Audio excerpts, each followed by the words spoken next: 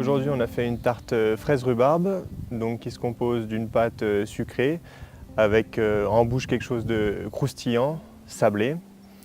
Ensuite, on a une compotée de rhubarbe et fraises. On va ajouter des fraises fraîches qu'on a taillées pour qu'elles tiennent droite sur cette compotée pour pouvoir emmener un peu de fraîcheur et d'acidité. Et puis, en dernier, sur le dessus, on aura une crème mascarpone vanillée.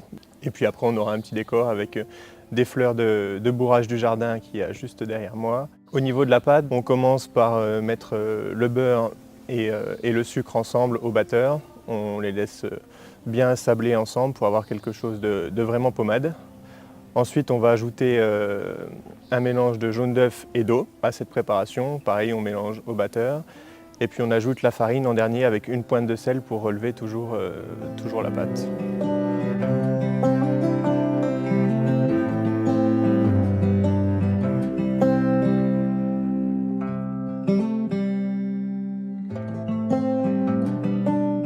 La cuisson de la pâte se réalise en deux étapes. Donc on cuit à blanc, ce qu'on appelle. Donc on met de l'aluminium. Ensuite, moi, c'est des billes en céramique, mais si vous n'avez pas de billes en céramique, vous pouvez mettre du riz, des haricots, des lentilles, enfin tout ce qui permet de faire du poids et qui tient à la cuisson.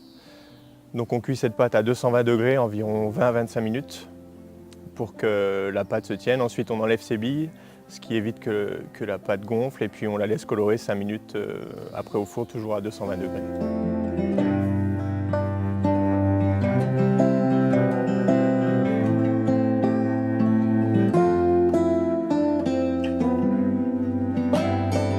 Au niveau de la compotée, donc, on a épluché la rhubarbe, coupé les fibres pour avoir vraiment quelque chose de lisse en bouche.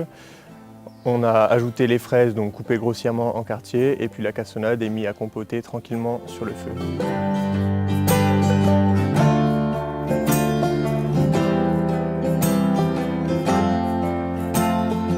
Pour la crème mascarpone, on commence par monter en crème fouettée la crème liquide. Ensuite, on ajoute le mascarpone, la vanille et le sucre et on monte à vitesse très forte au batteur pour avoir vraiment quelque chose d'émulsionné et qui se tienne bien pour pouvoir faire les quenelles pour les mettre sur la tarte.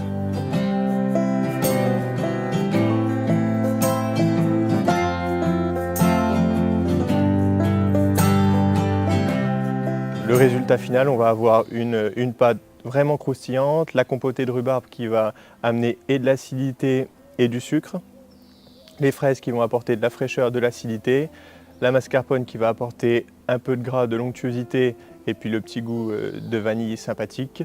Et puis après la touche de menthe pour amener un petit peu de fraîcheur et puis les fleurs pour décorer.